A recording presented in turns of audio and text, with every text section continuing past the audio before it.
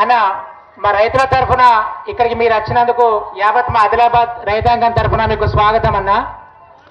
ఒక మాటలో చెప్పాలంటే ఈరోజు మా ఆదిలాబాద్ మరీ ముఖ్యంగా పత్తి రైతుల పరిస్థితి ఎంత ఘోరంగా ఉన్నదంటే, స్థానికంగా ఉన్నటువంటి ఇక్కడ ఎమ్మెల్యే నొక్కి మరీ చెప్తున్నా, బీజేపీ ఎమ్మెల్యే సిసిఐ అనే కేంద్ర సంస్థ వాళ్ళ ఆధీనంలో ఉంటుంది.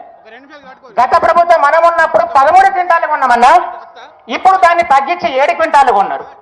ఒకవేళ నీ గవర్నమెంట్ ఆ రోజు ఎలక్షన్స్ అప్పుడు ఏమని చెప్పిండ్రు, ఇక్కడ నేను గెలిస్తే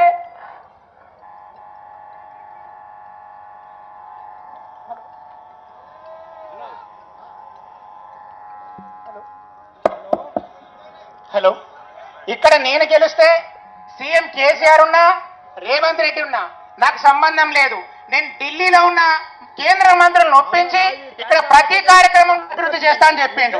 మరి కేంద్ర సంస్థ అయిన సీసీ మీ పరిధిలో ఉన్నప్పుడు దాన్ని 13 క్వింటాల నుంచి 7 క్వింటాలకు తగ్గించడం ఎట్లా? అదే 13 క్వింటాలని మీ రైతుల మీద ప్రేమ ఉంటే దాన్ని 15 క్వింటాలన్నా చేయాలి.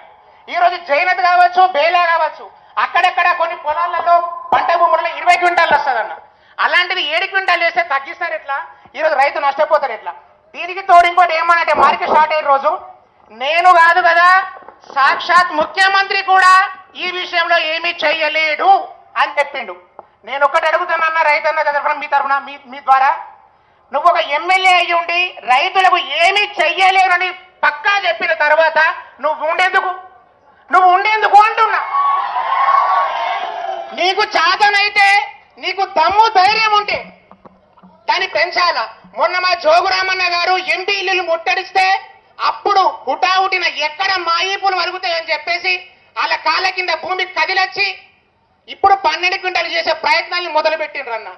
అంతలో భాగంగా ఇంకా వాళ్ళ మీద దెబ్బ పట్టేట్టు ఈరోజు మీరు వస్తున్నారని చెప్పేసిన తర్వాత సీన్ సితారైపోయిందన్న. మీరు వస్తున్నారంటే సాక్షాత్గా మనకు ఎముడే వస్తున్నాడు, మనం మొగడేస్తున్నాం చెప్పేసి మీరు వచ్చిన తర్వాత మేము ఇలాగే వదిలిపెడితే రైతులందరూ మమ్మల్ని రాళ్ల బట్టి కొడతారని చెప్పేసి మీ భయానికి ఈరోజు మార్కెట్ బంద్ పెట్టిండ్రు అన్న. కేవలం కేటీఆర్ అన్న వస్తున్నాడనే ఒకే ఒక భయంతో ఈరోజు మార్కెట్ ని బంద్ పెట్టిండ్రు.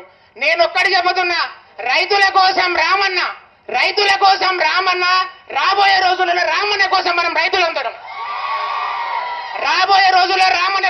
రైతులందరం, మాయ మాటలు చెప్పి గజకర్ర గోకర్ర విద్యరని చెప్పి ఈరోజు పదవులు అనుభవిస్తున్నారు. తస్మాత్ జాగ్రత్త, మా రైతుల ఊసులు మేము నిడిచిపెట్టది. రాబోయే రోజులలో మిమ్మల్ని పక్కా కూకటి వేలతో సహా పెకిలిచ్చే బాధ్యత ప్రతి ఒక్క రైతు తీసుకోవడం తెలియజేస్తూ ఈ అవకాశం ఇది థ్యాంక్. కాంతారావు యాపాలు కూడా కానీ గంగారెడ్డి ఎవరు మాట్లాడుతున్నారట, జమ్దాపూర్ గంగారెడ్డి.